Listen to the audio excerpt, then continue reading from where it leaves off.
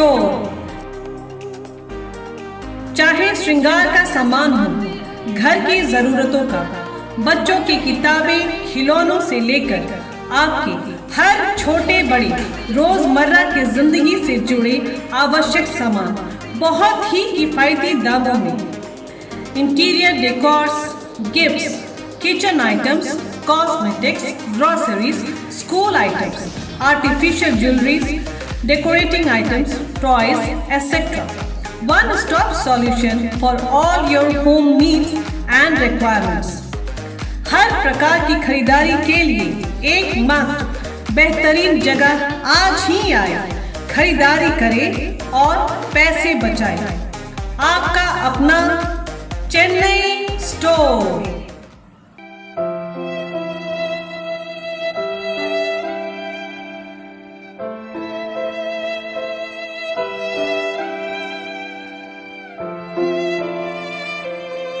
जान पूछ के कि यहाँ पे कुछ नहीं हो सकता, ये जान के भी हम क्या मौत के मुंह में लेके आके डाल दे। आप एक हफ्ता आईसीयू और ये जीबी पंत में 24 आवर्स आप थोड़ा तकलीफ़ करके रहिए, आपको इससे भी डेंजर जो केसेस है आपको पता चलेगा। एक्चुअली देखिए, यहाँ में 10 तारीख से एयरपोर्ट बंद है। ये एक बहुत बड़ा अभिशाप जैसा हो गया आइलैंडर्स के लिए। ऐसे ही बच्ची आएगी आईसीयू में और ऐसे ही मॉर्चरी में जाएगी।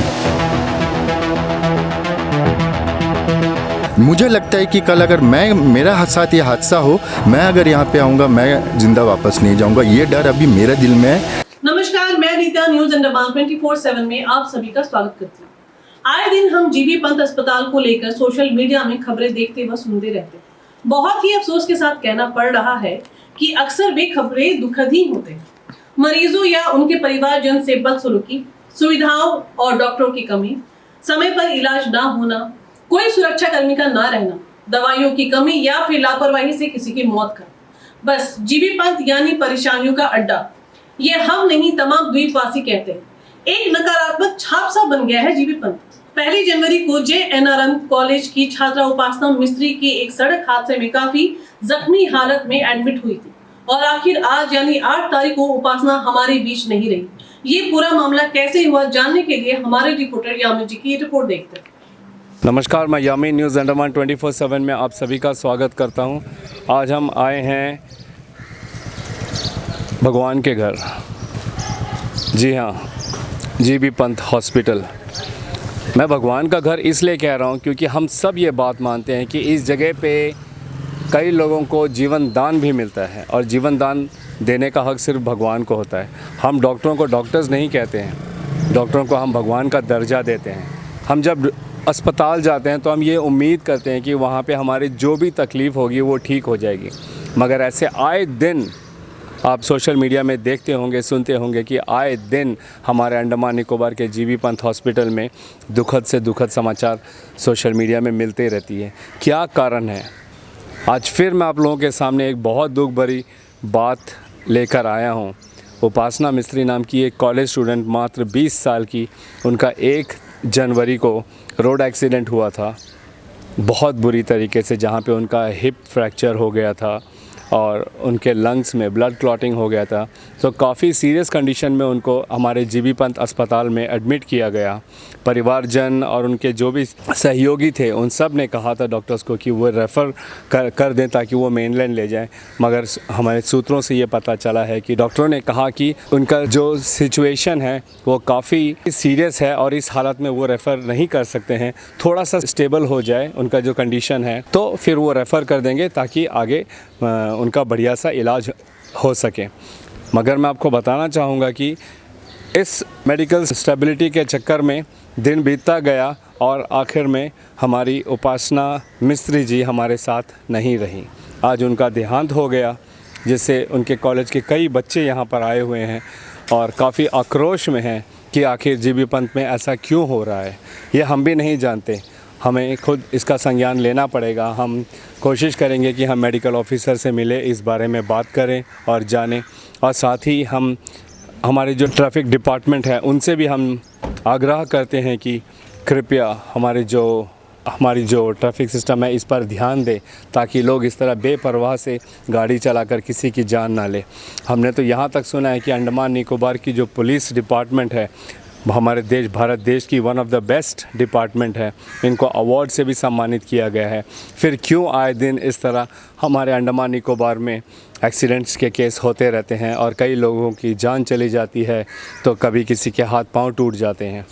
इन सब बातों पर हमें ध्यान देने की बहुत ज़रूरत है। आज यहाँ पे हमें हिंदू राष्ट्र शक्ति जो है एक संगठन है जिन्होंने हमें इस बारे में इंटीमेट किया था, तो आज हम उन्हीं के कुछ मेंबर्स से बात करेंगे और इस पूरे मामले को आप लोगों के लिए जानेंगे। चलिए अभी हम हिंदू राष्ट्र शक्ति के युवा मोर्चा के प्रेसिडेंट श्री अंशुमन जी से आज के इस मामले को जानना चाहेंगे। ये पूरा जो भी हादसा हुआ है इसमें कई सारे नेग्लिजेंस दिखाई दे रहे हैं। हम इसे ट्रैफिक यातायात सुविधा को भी पर भी सवाल उठा सकते हैं। इसमें हम हमारी जो मेडिकल सर्विसेज है इस पर भी सवाल उठ रहे हैं। इन्हीं सब चीज़ों को जानने के लिए चलिए हम सीधा अंशुमन जी से बात करते हैं। नमस्कार सर। नमस्कार। ये जो हादसा यहाँ पे जनवरी 1 तारीख को हुआ है, ये बहुत दर्दनाक हादसा हुआ है, जिसमें कि एक 20 साल की बच्ची जो है अपने फादर के साथ 2 व्हीलर में जा रही थी, तो अचानक अपोजिट साइड से एक अनकंट्रोल्ड व्हीकल आया जो कि उनको स्मैश करके चले गया। और इसमें जो है बच्ची का लेफ़्ट लेग जो है मल्टीपल फ्रैक्चर हुआ था और उनका फादर को जो है हैंड फ्रैक्चर हुआ है। तो उस दिन जो है हड़बड़ी में उनको पिलर हॉस्पिटल लेके गए थे, वहाँ से उनको बोला जाइए क्योंकि यहाँ पे हम नहीं कर पाएंगे ये। सॉरी बीच में रोक रहा, मैं जानना चाहूँगा कि जो एक्सीडेंट हुआ था कहाँ हुआ था एग्जैक्टली? ये आपका वो लाल मिट्टी बोल के एक जगह है आपका चिरटापुर रोड में जाने के टाइम में, बिडनाबाद पंचायत के अंडर में आता है ये। तो वहीं पे हुआ था ये। और जो है तब उसके बाद पिलर से यहाँ पे लेके आया। यहाँ पे लेके आने के बाद जो है डॉक्टर्स यहाँ पे जो एक्चुअली फ्रैक्चर इतना सीरियस था कि बोन जो है वो बाहर आ गया था, तो उनको जो है स्टिच किया करना पड़ा। तो almost approximately I don't know exactly 26 और 28 स्टिचेस जो है उनका लेग में हुआ था। तो ट्रीटमेंट चल रहा था। तो हमें 3 तारीख को मुझे पता चला, बाकी के बारे में नहीं मालूम, मैं अपने बारे में बता रहा हूँ। मुझे 3 तारीख को पता चला तो मैं आया, तुरंत आके जो है बच्ची को देखा। देखने के बाद लग रहा था कि उनको यहाँ पे तो कुछ हो नहीं पाएगा। डॉक्टर से भी बात किया तो बोला हाँ मल्टीपल फ्रैक्चर तो है सर, इनको तो बाहर लेके जाना पड़ेगा। तो रेफ़र किए थे, मतलब रेफ़र कर देंगे बोले थे। बट प्रॉब्लम ये था कि अकॉर्डिंग टू डॉक्टर्स कि उनका जो है फैट का जो हिस्सा है वो ब्लड वेन से जाके जो है लंग्स में स्टक हो गया था, जिसके कारण जो है ब्लड जो है फ्लो ठीक से हो नहीं पा रहा था लंग्स में, क्लॉटिंग हो गया था। और जिसके कारण उसको बीच बीच में मुंह से भी ब्लड आ रहा था और काफ़ी मात्रा में ब्लड आ रहा था। तो और उसका ऑक्सीजन लेवल भी बहुत डाउन हो रहा था। तो डॉक्टर बोले थे कि इनको थोड़ा स्टेबल कर लेते हैं, उसके बाद आप फ्लाइट में लेके जा सकते हो। डॉक्टरों ने यहाँ पे ऑब्जर्वेशन के लिए रखा था उनको, स्टेबिलिटी की ऑब्जर्वेशन के लिए रखा था, लेकिन ये बोल के रखे थे कि ये थोड़ा स्टेबल होने दीजिए उसके बाद जाएंगे। तो हम लोग भी डॉक्टर के ऊपर भरोसा किया और बोले कि ठीक है आप जितना जल्दी हो सके इनको स्टेबल करिए, क्योंकि उनका लंग्स का तो प्रॉब्लम हुआ ही है, प्लस फ्रैक्चर भी है, ट्रीट तो करना ही पड़ेगा, हम लोग टाइम वेस्ट हो रहा है। तो उन यानी आप लोग पहले दिन से ही बाहर लेके जाने के लिए तैयार थे? जी। मगर डॉक्टरों ने बोला कि थोड़ा स्टेबल करने के बाद फिर उनको लेके जाने। जी राइट। हाँ, उसके बाद जो है हम लोग बहुत ट्राई किए कि जितने जल्दी हो सके उनको बाहर इवैक्यूएट करें, एयरलिफ्ट करें।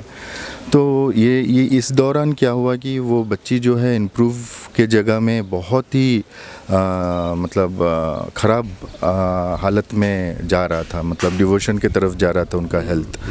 तो तब भी हम लोग थोड़ा प्रेशर करके बोले कि एक काम करिए, हम लोग नॉर्मल फ़्लाइट में तो अलाउ नहीं कर सकते हैं, आप एयर एम्बुलेंस बुलाइए। तो एयर एम्बुलेंस का यू नो दैट कि आपका 30-40 लाख का एक एम्बुलेंस आता है। तो यहाँ पे तो वो पैसा इकट्ठा करना बहुत नामुमकिन सा बात हो जाता है। क्या वजह थी कि नॉर्मल फ्लाइट में नहीं जाने दे रहे थे? उनका ऑक्सीजन लेवल जो है इतना कम था कि फ़्लाइट में जो है 4 लीटर पर मिनट हिसाब से ऑक्सीजन दे सकते हैं। लेकिन यहाँ पे उनका जो ऑक्सीजन दे रहा था वो 15 या 14 लीटर पर मिनट का हिसाब से देना पड़ रहा था। तो ये तो हमें भी जैसा समझ में आया तो हम भी रिस्क है करके हम लोग भी थोड़ा दब गए, लेकिन दिल में था कि इनको जितना जल्दी लेके जा सके उतना अच्छा रहता। तो हम लोग बहुत हर तरफ से कोशिश किए। एट लास्ट जो है हम लोग एयर एम्बुलेंस के लिए ही हम लोग गए। तो we have already arranged near about 30 to 35 lakhs करीब हम लोग अरेंज करके आज 12 o'clock को यहाँ पे जो है एयर एम्बुलेंस लैंड करने वाले थे। अनफॉर्चुनेटली आज सुबह ये हादसा हो गया कि वो बच्ची जो है अपना दम तोड़ दी है। डॉक्टर ने डेथ का रीज़न क्या बताया? डेथ का रीज़न वही बताया कि उनका अंदर में जो है लंग्स इतना ज़्यादा मतलब इंजर्ड हो चुका था ब्लड क्लॉटिंग के वजह से, मतलब इन्फेक्शन हो गया था जिसका वजह से कि वो रिकवर नहीं कर पाई। इसका रिपोर्ट जो है वो बाद में पता चलेगा। तो देखिए ये तो एक इंसान के साथ हादसा हुआ है, वो हम एक्सप्लेन किए, बट सोचने वाला बात ये है कि यहाँ पे अंडमान एंड निकोबार आइलैंड में जो हेल्थ सेक्टर है उनका जो बोलते हैं जो हेड ऑफिस जैसा है वो हमारा जीबी पंत है। अंडमान एंड निकोबार आइलैंड में जितने भी हादसा होते हैं अल्टीमेटली जो जगह पेशेंट का रहता है वो जीबी पंत रहता है। अब मेरा क्वेश्चन जीबी पंत मैनेजमेंट से ये है कि आप लोग तो मेडिकली टेक्निकली हमको समझा के आप लोग अपना पल्ला झाड़ देते हो, लेकिन अल्टीमेट सॉल्यूशन क्या है कि हम क्या अपने ही बच्चों को जान पूछ के कि यहाँ पे कुछ नहीं हो सकता ये जान के भी हम क्या मौत के मुंह में लेके आके डाल दें, या फिर जो हम जनरली समझते हैं कि हॉस्पिटल एक ऐसा जगह है जहाँ से इंसान ठीक होके निकलता है। वो चीज़ वो इम्प्रेशन ये जीबी पंत मैनेजमेंट या जीबी पंत हॉस्पिटल से रिलेटेड जो भी एनिम्स बोलिए DHS बोलिए, इन लोग कब ये स्टेप्स लेंगे? यहाँ पे हमारा जो मोदी जी है वो स्मार्ट सिटी बनाने के लिए बहुत तामझाम कर रहे हैं, बहुत सोच रहे हैं, बहुत यहाँ पे आपका बहुत बड़ा हार्बर भी बन रहा है, ट्रांजिट कॉरिडोर बन रहा है, तो इतना कुछ एडवांस में सोच रहा है, लेकिन ग्राउंड लेवल में तो यहाँ में ज़ीरो है। अब ये किसका कारण है ये बोलना इस वक्त हमारे लिए मुश्किल है, लेकिन हमें लगता है कि ये एनिम्स और DHS ये दोनों को सीरियसली एक ही टेबल में बैठ के सोचना पड़ेगा कि whether they are thinking they are themselves और the citizen of this island. ये एक हादसा हम आपको बयान कर रहे हैं, लेकिन आप अगर टाइम दे सकते हो आप एक हफ़्ता ICU और ये जीबी पंत में 24 आवर्स आप थोड़ा तकलीफ़ करके रहिए, आपको इससे भी डेंजर जो केसेस है आपको पता चलेगा। अंशुमन जी, एक और चीज़ जानना चाहूँगा आपसे कि जो एक्सीडेंट हुआ था किसका फॉल्ट था? ये पेशेंट का? ये जो केस रजिस्टर हुआ है ये अननोन अक्यूज के हिसाब से हुआ है। तो अभी उन लोग शायद फाइंड आउट करके देखिए, ऑलरेडी मिल चुका होगा, तो केस के सिलसिले में हमें अभी बात करना उचित नहीं होगा। लेट देम हैंडल इट, आपको तो पता चल ही जाएगा, अभी तो शुरुआत है। नहीं, जस्ट जानना चाह रहे थे कि इनका पीड़ित वालों का फॉल्ट था या जो सामने वाले जिनसे एक्सीडेंट हुआ? ये मुझे भी उतना आइडिया नहीं है। ये आप जब पुलिस इन्वेस्टिगेशन से हमें पता चलेगा कि एग्जैक्टली हुआ क्या था, किसका फॉल्ट है, तब हम ये स्टेटमेंट दे सकते हैं। और पोस्टमार्टम के बाद तो कंप्लीट रिपोर्ट मिल ही जाएगा कि एग्जैक्टली क्या कंप्लीट रिपोर्ट मिल जाएगा। और इसके बीच में भी हम आपको बोलना चाहते हैं कि जैसे कि डॉक्टर बोल रहा था कि ये नॉर्मल फ्लाइट में एयरलिफ्ट करना मुश्किल है,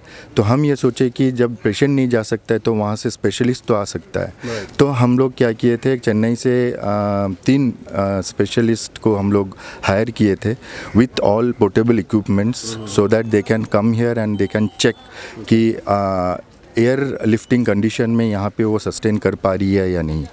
तो कल उन लोग लैंड किए थे, कल मैं भी उनके साथ में था पूरे दिन। उन लोग भी जाके इन्वेस्टिगेट किए, तो उन लोग बोले थे अंशुमन जी हम लोग एयर लिफ्ट कर सकते हैं, बस थोड़ा सीरियस लग रहा है, but we can have a try. तो वो सिलसिले में मैं एयर इंडिया में जाके बात किया था, तो मतलब कोई भी सीट्स अवेलेबल नहीं था, और जो है ऑक्सीजन मेन है, ऑक्सीजन जो है उन लोग प्रोवाइड नहीं कर पाएंगे करके डायरेक्टली डिनाई कर दिए थे। तो जिस वजह से हम लोग एयरलिफ्ट एक्चुअली देखिए यहाँ में 10 तारीख से एयरपोर्ट बंद है। ये एक बहुत बड़ा अभिशाप जैसा हो गया है आइलैंडर्स के लिए। तो हमारे पास बचता है संडे, मतलब 8 तारीख और 9 तारीख, क्योंकि 10 तारीख से बंद है। तो ये दोनों दिन सीट्स अवेलेबल नहीं था, तो हम लोग वो सोच भी नहीं सकते थे। लेकिन अनफॉर्चुनेटली हम जिसके भरोसे में ये काम कर रहे थे कि एटलीस्ट यहाँ के डॉक्टर्स जो है इतना सपोर्ट करेगा कि उनको अलाइव रखें और ये कंडीशन में रखें कि हम एक 4-5 घंटा तकलीफ़ करके वो तरफ जा सके चैनल मेनलैंड में। इतना भी अगर हम लोग सफल नहीं हो सकते इस चीज़ में, तो ये बहुत बड़ा ख़तरा है Andaman and Nicobar general publics के लिए। अभी मैं आपको दिखा रहा हूँ वो जो बच्ची उपासना मिस्त्री 20 साल की, जिनका एक रोड एक्सीडेंट में डेथ हो गया है, उनकी डेड बॉडी को अभी मॉर्चरी से लेके जाया जा रहा है।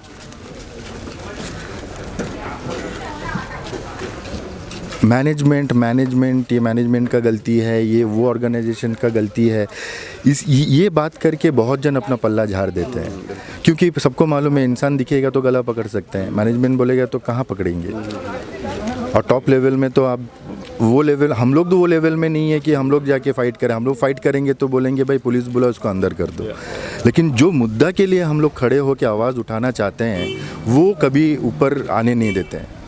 ठीक है, तो मेन बात ये है कि यहाँ पे एनिम्स हो, यहाँ पे आपका DHS हो, ये दोनों को एक ही टेबल में बैठ के ये सोचना पड़ेगा कि पब्लिक सर्विस प्लेस जो यहाँ में हेल्थ सर्विस जो सेक्टर है, इसको कैसे उम्दा किया जाए। ये नहीं कि भाई हम यहाँ का डायरेक्टर है, हम ये संभाल रहे हैं, हम ये डॉक्टर हैं, मेरा एक्सपीरियंस ज़्यादा है, मेरा कम है, ये चीज़ करके यहाँ का कल्याण नहीं हो सकता। ऐसे ही बच्ची आएगी ICU में और ऐसे ही मॉर्चरी में जाएगी। ये जनरल पब्लिक को खड़ा होकर सोचना है, जनरल पब्लिक को सामने आना है। और ख़ास करके आज जो बच्ची गई है, कॉलेज का स्टूडेंट्स भी आप देखेंगे, उसका जो क्लासमेट्स है यहाँ पे आए हैं, इन लोग भी, ये हम लोग का फ्यूचर है। इनके सामने में हम जैसे सीनियर्स और इनके जैसे जो मतलब degree holders, so called educated and qualified people क्या एग्जाम्पल दे रहे हैं। हम क्या एग्जाम्पल दे रहे हैं अंडमान एंड निकोबार के नेक्स्ट जनरेशन को। यहाँ पे देखिए सिंपल सा बात है, यहाँ पे सीनियर डॉक्टर्स अवेलेबल है। आज का दिन छोड़ दीजिए, पहले का दिन में जो सीनियर डॉक्टर्स जो अकेले एक लिमिटेड ग्रुप ऑफ डॉक्टर्स जो है यहाँ में संभालता था, हेल्थ बहुत उम्दा तरीक़ा से संभालता था, क्योंकि वो पर्सनली लेते थे कि पेशेंट आया है, मेरा हाथ में आया है, हम इसको कैसे भी करके, कोई भी, मेरा एजुकेशन, मेरा एक्सपीरियंस, मेरा पढ़ाई, मेरा जो सीख है, वो हम सब डाल के ये बच्चा को या ये आदमी को ठीक करके घर वापस भेजे। तो आपको लग रहा है अभी जो जिस हिसाब से है तो इस चीज़ की कमी आ गई है? सर आप थोड़ा अंदर जाइए, मैं आपको लेके जाऊंगा ये चीज़ दिखाने के लिए कि जितने भी एक्सपीरियंस्ड और वेल एक्सपीरियंस्ड और सीनियर डॉक्टर्स है, उनको OPD में बैठा के हर दिन जो है उन लोगों को नॉर्मल सर्दी खांसी का दवाई लिखने के लिए बैठा देते हैं। और जुम्मा कल परसों आया वाला डॉक्टर्स लोगों को ICU जैसा जगह में, इम्पॉर्टेंट वार्ड्स जैसा जगह में, सर्जिकल वार्ड्स जैसा जगह में उन लोगों को मतलब ट्रीटमेंट करने के लिए उन लोगों की तरफ से हमें बोला जाता है कि ये डॉक्टर है, ट्रीटमेंट कर रहा है, नहीं कर रहा है। उन लोग जस्ट लाइक एक्सपेरिमेंटल लैब बना के छोड़ दिया है। अगर अंडमान एंड निकोबार में आपको मेडिकल कॉलेज चाहिए था तो आपको पहले प्रोविज़न बनाना था कि ये पब्लिक प्लेस में आप एक्सपेरिमेंटल सेंटर बनाएंगे या फिर इसको एक इंस्टीट्यूशनल मेडिकल सेंटर बनाएंगे। तो ये तो टोटली एक, हम तो बोलेंगे ये बहुत बड़ा fraud Andaman and Nicobar island का आम जनता के साथ किया गया है। ये कौन इन्वॉल्व है, क्या है, मैं इतना डिटेल्स में नहीं जाना चाहता हूँ, बट यहाँ का जो मतलब सिस्टम चल रहा है ये 101% हर एक घर के लिए आज उनके साथ हुआ है। मुझे लगता है कि कल अगर मेरा साथ ये हादसा हो, मैं अगर यहाँ पे आऊँगा, मैं ज़िंदा वापस नहीं जाऊँगा। ये डर अभी मेरे दिल में है, सबके दिल में क्या चल रहा है मुझे नहीं मालूम। तो इस मामले में HRS की टीम, जैसे चूंकि आप HRS के मेंबर भी हो, प्रेसिडेंट हो युवा मोर्चा के, तो आप लोग कुछ कदम उठाएंगे? सर देखिए, कदम उठा सकते हैं, उठा भी रहे हैं। आप किसी से भी पूछ लीजिए, हफ्ता में 5 से 6 दिन मैं खुद अकेले यहाँ पे घूम के जो भी नीडी पेशेंट्स है उनका मैं दिन रात रह के मैं जितना मेरे से हो सके, मेरा लिमिटेशन जितना है, मैं अपना सोर्स, इसमें कोई दो राय नहीं है, क्योंकि हमने भी आपको बराबर नोटिस किया है, जीबी पंथ में आप अपना कार्य देते रहते हो, मदद देते रहते हो। जी देखिए, मेन मेरा मकसद ये है कि मेरा दिल ये बोलता है कि आज जो हादसा हुआ है ये मुझे लगता है कि अगर टाइमली अगर डॉक्टर्स लोग थोड़ा कोऑपरेट करते या फिर ये सोच के करते कि इनको कैसे भी बचाना है। यहाँ में पेशेंट्स आ रहा है ये इनके भरोसे, और ये जब बोल देते हैं कि हम कुछ नहीं कर सकते, यार तुम फिर बाहर भेजने का फैसिलिटी भी तुम ही प्रोवाइड करो ना यार। नॉर्मल आदमी लोग को क्या आइडिया है? नॉर्मल आदमी कहाँ कहाँ भटकेगा? एक पेपर के लिए आपको 10 घंटा लगता है एक साइन कराने के लिए। वो अपना मतलब फैमिली मेम्बर का हेल्थ के लिए सोच के टेंशन लेंगे या एक साइन के लिए टेंशन लेंगे। यहाँ में एक फैसिलिटी नहीं बैठा सकते कि सब आजकल कंट्री बोल रहे हैं डिजिटल। आप पैसा तो कैश में नहीं ले रहे हो, सब तो डिजिटल कर रहे हो, तो ये सब काम डिजिटली क्यों नहीं हो रहा? आप एक सेंटर बनाएंगे, वहाँ पे आपका आईडी प्रूफ वगैरह सब दे दीजिए, वहाँ से सब कुछ बन के आ जाएगा। यहाँ में अनिश्चित स्कीम था, अनिश्चित स्कीम हटा दिया है। क्यों? क्योंकि हर जो हॉस्पिटल्स जो अनिश्चित स्कीम में एंटाइटल्ड था, उन लोगों का करोड़ों रुपया का बकाया रखा है। कौन रखा है ये वाला बकाया? हम लोग तो बराबर। अंशुमन जी इन मुद्दों पे हम आपसे दोबारा बात करेंगे। आज का जो मुद्दा है इस पे आपने हमें बहुत सारी इन्फॉर्मेशन दी, बच्चे के बारे में, एक्सीडेंट्स के बारे में, यहाँ के इनके इलाज के बारे में, और जो आगे अनफॉर्चुनेटली बहुत ही मायूसी के साथ मैं कहना चाहूँगा कि उपासना मिस्त्री जो 20 साल की छात्र थी, हमारे कॉलेज में पढ़ती थी, उनका आज देहांत हो चुका है। और इसी सिलसिले को लेकर ये पूरे मामले को हमारे अंशुमन जी ने बहुत अच्छी तरीके से बताया। हम उम्मीद करते हैं कि इनकी बातों को सीरियसली लिया जाएगा ताकि आगे इन फ्यूचर ऐसे हादसों से हम बच सकें। जो पेशेंट्स यहाँ पे आते हैं, जो भी पेशेंट्स हो, जिस केसेस में भी आते हैं, हमारे जो डॉक्टर्स हैं वो अपनी बेहतरीन से बेहतरीन सेवाएं दें उनकी जान को बचाने के लिए, क्योंकि जब किसी का कोई गुजरता है तो तकलीफ़ क्या होती है वो सिर्फ उनके परिवार को पता चलता है। आज उपासना मिस्त्री के परिवार दुखी हैं, कल को हो सकता है ये हमारे परिवारजन में से किसी के साथ हो। सर जो गाड़ी चलाते हैं सर, आपका नाम जानना चाहूँ? नारायण मजुमदार। ओके, मैं उनका फैमिली फ्रेंड हूँ। ओके, ठीक है सर। जो है गाड़ी सही से चलाना चाहिए सर। ड्रिंक एंड ड्राइव नहीं करना चाहिए। ये ड्रिंक एंड ड्राइव का मामला है? श्योर था। क्या पुलिस ने बताया आपको? वो इन्वेस्टिगेट कर रहा है। ठीक है, श्योर ऐसे ही कुछ है। ठीक है। और गाड़ी जो है आप जो न्यू ईयर बनाते हैं उसमें ड्रिंक का थोड़ा कम करिए। आप लोग ड्रिंक मत करिए। ड्रिंक करके ये हो रहा है। अच्छा, पहला दिन 1 तारीख को ही हुआ है ना सर। कहीं पार्टी वुटी करके आ रहे होंगे चिड़े डब्बू कहीं से, आने के टाइम मार के चले गए। ऐसे ही है, लेकिन अभी बताएंगे नहीं क्योंकि फैमिली को सपोर्ट भी करना है। ठीक है, उसके लिए उन लोग कर रहे थे कि कैसे भी करके सपोर्ट करेंगे, तो अभी उसके लिए शायद नहीं बोल रहे हैं। क्या है, ड्रिंक मत करिए, करते भी है तो अपना घर में बैठ के करिए, आपको उतना शौक है तो प्लीज़। बहुत प्रॉब्लम है इस तरह। एक छोटी बच्ची 20 साल की है, वो 20 साल पूरा भी नहीं है। उसका बर्थडे था उस दिन 1 ही तारीख को।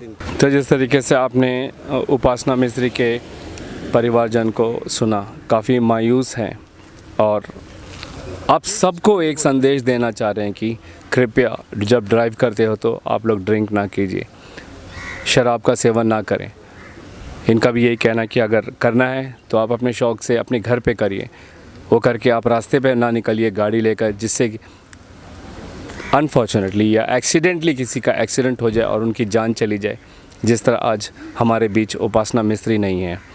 मैं इनके परिवार के साथ पूरी सहमति रखता हूं और दुख जताता हूं इस हादसे के लिए, और उम्मीद करता हूं कि हमारी अंडमान निकोबार की जो जनता है वो इस पर ध्यान देगी।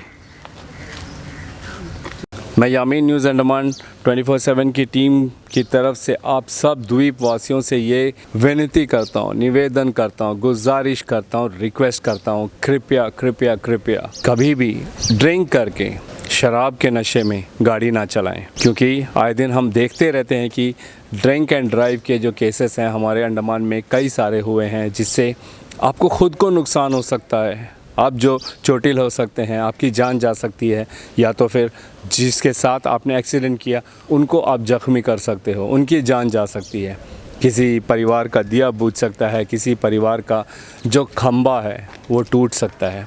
क्या फ़ायदा। मैं अंत में एक आखिरी संदेश आप लोगों को देना चाहूँगा कि ज़रा सा मज़ा के लिए किसी के लिए सज़ा मत बनिए। कैमरा पर्सन दीपिका सोनी के साथ मैं यामीन, न्यूज़ अंडमान 24/7। नमस्कार। बहुत ही दुखद मन के साथ हमें कहना पड़ रहा है कि उपासना मिस्त्री आज हमारे बीच मौजूद नहीं है। परिवार जन का भी बुरा हाल है उपासना को याद करते करते। वहीं उपासना के क्लासमेट्स भी जीबी पंत पहुंचे उन्हें अंतिम बार विदाई देने। हम न्यूज़ अंडमान 24/7 की टीम आप सबसे गुजारिश करती है कि कृपया नशे की हालत में गाड़ी ना चलाएं और अपनी तथा दूसरों की जान को जोखिम में ना डालें। अगर आपको हमारा यह एपिसोड अच्छा लगे तो कृपया लाइक, शेयर और सब्सक्राइब जरूर करें और जी हाँ, कमेंट सेक्शन में अपनी राय देना ना भूलें। इसी के साथ मैं अनीता न्यूज अंडमान 24/7 से आज की इस कड़ी से विदा लेती हूँ। नमस्कार।